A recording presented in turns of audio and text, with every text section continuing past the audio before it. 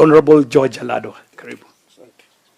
Asante Mheshimiwa KJ, dada yangu Mama Ida, daktari, pamoja na wajumbe wote wale tumekuja hapa siku ya leo. Kwanza ni kumshukuru Mungu kwa mwaka mpya na kwa siku ya leo ambayo tumepata mwaliko kuja kusikia hotuba ya mama yetu ambaye ametuhutubia leo. Nataka kumshukuru kwa hiyo hotuba. Ametuhimiza kama wanachama wa ODM tukae chini tuzungumze mambo yetu vile baba angetaka tukue, na hiyo ni jambo la maana sana. Kama wanachama tuyabebe vizuri. Mheshimiwa Raila alikuwa mjumbe wa Nairobi, na ndio kwa sababu tuko hapa kumuenzi na kusema tulipoteza kiongozi wa maana katika taifa letu la Kenya, katika East Africa na Africa na ulimwengu mzima. Hatujapona, lakini namshukuru Mungu kwa kutupa hiyo neema ya kusonga mpaka wakati huu.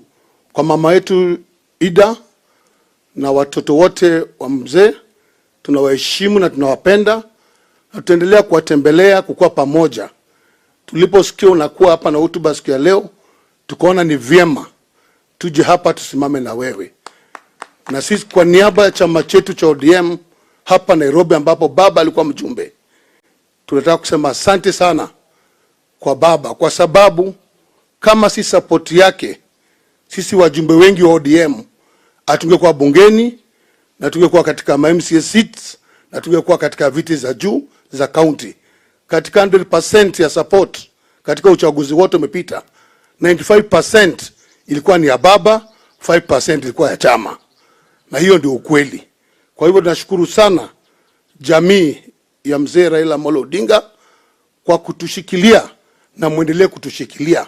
Katibu mkuu wa chama ako hapa na atazungumza, lakini mimi ningetaka tukurudia tena yale mambo mama mmesema. Kama tuna magombano yetu tugombane ndani ya nyumba.